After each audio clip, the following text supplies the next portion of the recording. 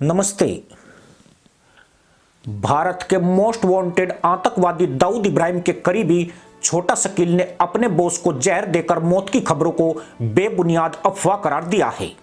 उसने कहा कि दाऊद इब्राहिम 100% फिट और स्वस्थ है और समय समय पर गलत इरादे से ऐसी अफवाहें फैलाई जाती है। दाऊद को किसी द्वारा जहर दिए जाने की अफवाहें भारत और पाकिस्तान दोनों देशों में सोशल मीडिया पर फैल रही थी।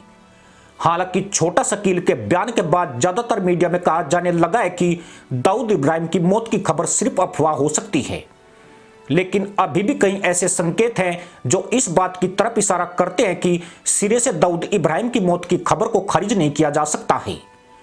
इन संकेतों को जानने से पहले यह बात समझ लेना जरूरी है कि दाऊद इब्राहिम की मौत की पुष्टि कभी भी नहीं होने वाली है।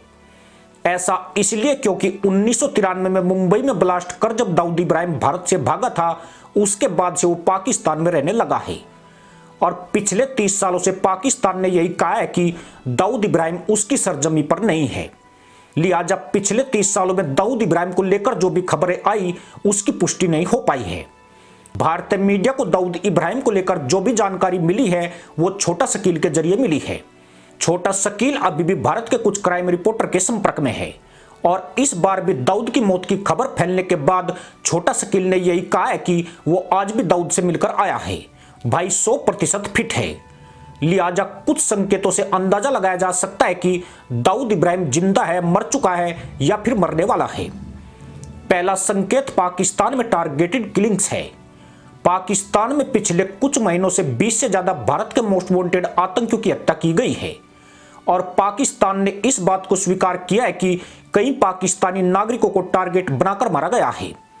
पाकिस्तानी पुलिस एफआईआर में बाकायदा हर हत्या के बाद अज्ञात हमलावर के बारे में रिपोर्ट दर्ज करती है। इसी महीने मुंबई हमला में मोस्ट वांटेड आतंकवादी ठहराए गए साजिद मीर, जिसे यूनाइटेड नेशंस में मोस्ट वांटेड आतंकवादी ठहराने के लिए अमेरिका ने प्रस्ताव दिया था, उसे पाकिस्तान के सबसे सुरक्षित डेरा गाजी जेल में जहर दे दिया गया।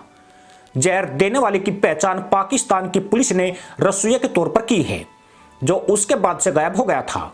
लिहाजा जो अज्ञात शख्स रसोइया बनकर जेल तक पहुंच सकता है, क्या वो अज्ञात दाऊद के घर तक नहीं जा सकता है? इस संभावना को किसी भी तरह खारिज नहीं किया जा सकता है। दूसरा संकेत पाकिस्तान का डोजियर है। पाकिस्तान में कुछ महीने पहले भारत के एक और मोस्ट वांटेड आतंकी हाफिज सईद के घर के बाहर धमाका हुआ था। बताया जाता है कि हाफिज सईद उस बम धमाके में कुछ सेकंड्स की वजह से बच गया था। पुलिस अधिकारियों ने कहा था कि इस बम धमाके के तार संयुक्त अरब अमीरात से जुड़े हुए हैं। उन्होंने दावा किया कि यूएई में बैठे किसी भारतीय ने इस हमले को डायरेक्ट किया था। वहीं पाकिस्तान ने इस संबंध में एक डोजियर भी भारत को सौंपा था। अगर हाफिज सईद के घर के बाहर बम धमाके की बात सही है तो दूसरा संकेत यही है कि जो अज्ञात न सिर्फ किले की तरह बनाए गए हाफिज सईद के घर के पास तक पहुंच सकता है, क्या उसके हाथ दाऊद इब्राहिम के गिरेबान तक नहीं पहुंच सकते हैं? तीसरा संकेत अस्पताल में भर्ती होने की खबर है। दाऊद इब्राहिम के बारे में पहले भी खबर आ चुकी है कि उसे गैंग्रीन बीमारी की वजह से बार बार कराची के एक अस्पताल में भर्ती करवाया जाता रहा है। हालांकि छोटा शकील इस बीमारी से भी इंकार कर चुका है, लेकिन सवाल यह है कि भला छोटा शकील इसकी पुष्टि भी क्यों करेगा?